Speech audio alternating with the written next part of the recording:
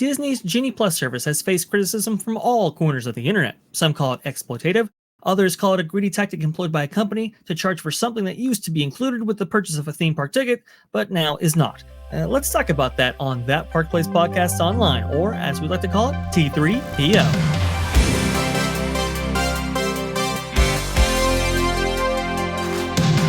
Silly old me. When people said, hey, you're going to go buy a ticket to Disneyland, well, that means I can go on Haunted Mansion and Pirates of the Caribbean and Space Mountain and all my favorite stuff. Not so fast. You better pay a little extra if you want those things. Things that were part of the experience no longer are without an upcharge. And when you take that and then take away all the things they took away, you're literally getting enormously less value. And therefore, that quote for how much a day at the park is just the floor. It's just the starting point. Right. Magic Kingdom doesn't have a nighttime parade, for example, right? We've seen the degradation of the theme park experience for a while now. Go ahead. So I want to ask this from everyone, just to do a devil's advocate for a second. If Disney was to announce the same thing as Express Pass for Disney World or Disneyland, how much of a pushback would they be just on the price that they would have to do to have it be a workable model? Because even Universal has to cap that out, has to raise that price very high on holiday days, like $300, $400 plus for Express Pass possibly on those days. Mm-hmm. So my question is, would they even get, like, even if they copied Universal's model, we'd still be yelling at them about it, right? Yeah, So go. Other people go before me.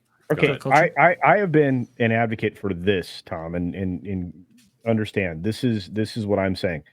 Bring back actual perks to on location guests, people that are staying at your resorts. So the only people that get fast passes, or the only people that get any of that stuff that would normally come along with a ticket, or used to normally come along with a ticket, with under the legacy fast pass system, those are the only people that get access to fast pass. Everybody else has to pay. So it would balance the equation. Like, you didn't stay at our hotels, so you're welcome to come here, pay the regular ticket price. But once you're in the door, Genie Plus is the only way you're going to get access to any lightning lanes or anything else.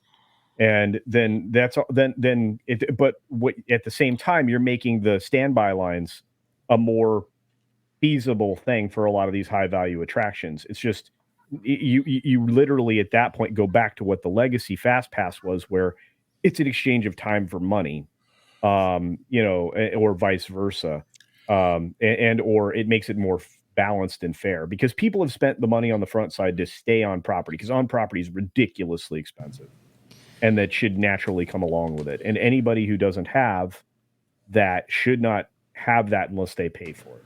And then you're balancing the load. We have some people in the chat saying, oh, well, you're only guaranteed 2 to 3 attractions on Genie Plus for that. Would you pay necessarily that room rate for a deluxe hotel for that? You have to understand that there's a lot less people that could be on this system that could increase not only the value, but the quality of the product if less people are on it. Obviously, the only way to have less people on it is to increase that price. The problem is right now they're selling like 50% Genie Plus. For people in the parks. That's an insane ratio. It's actually higher than that, but yes. Essentially, the only way to get on these attractions, I know, Vash, you don't even want to know. But it's worse than it's ever been to try to get on in-demand attractions. And that's because Disney did so little with on-demand attractions. They don't provide attractions that are worth it anymore. They just destroyed one. It's called Splash Mountain. Now it's going to be Tiana's like boat race of like badness or whatever. Can we get going to TBA to trend? Because I'm going to love people trying to explain where they're going. Oh, we're going to TBA. That's what? That's where? To be announced. Yes, but to me, a lot of it is how they sell it. If they had 3 classes of park passes, the super duper, and the really magical super duper, and they included these things, I don't think you'd object as much. Imagine if you bought a ticket on an airliner and they didn't offer coach, business, and first class. They offered coach. But then when you stepped on the plane, they said, oh, you want the wider seat in the middle there with more pretzels? That'll be an extra $50, please, or $100. Oh, you want the one up front with the really wide seat and the stewardess in the shorter skirt? That'll be $200. Pay now. As much as this stuff is out there and as much as everybody knows that it exists, people are surprised, and the sticker shock of a higher price, because it's not an inclusive price, is worse. It just is. Right. Now, the thing I will say is I want line skipping features gone from all theme parks. I don't think I'm going to get that. That's my pie in the sky idea here. But I would say Universal's Express Line or Express Pass or whatever it's called is a better system because it is priced so high that most people don't do it. I think it is antithetical to Disney to have a line skipping feature, but if you're going to have one, they need to price it so high that most people aren't doing it. I hate the idea of the roped off areas for fireworks viewing because it's not like there's a special section for fireworks that they've built for fireworks viewing. It is usually some place that was already there that you were walking through for most of the day. And now they are blocking off something that was there already in order for you to have this special place. I wandered into one of those places and then accidentally been kicked out because I didn't realize I wasn't supposed to be there. It made me feel dirty. I got to say that it does there at Hollywood Studios. So if they're going to do this, charge more than $100 per day per person per day on this, and I think it solves most of their problem. Or do it as a combination. I hate that I'm saying that. But I've bought at my last trip to Disneyland the combination of dinner at the Blue Bayou and the special seating, and they even gave you a little rubber Fantasmic seat cushion to put on your butt. I've done it for candlelight at Epcot, where they gave you dinner and a special area. That's worth the money. It really is. But and Lou, it's monetizing an area that is free access to guests, that had been free access to guests. Yes, it is. It's all it is a cash grab. And look, they were going to build what I dubbed the Commerce Tower at Epcot, which was going to block a significant amount of view at the front of the park. It was going to destroy sightlines for World Showcase. But at the very top of it, they could have sold their commerce-based visibility of their, the show in the middle that they can't figure out how to make anymore because they have stupid people at Disney now. Leading up to the Murphy fire, they had taken Fantasmic viewing, like 80% of it, and blocked it off for premium viewing on those dinner packages, like you said, Lou.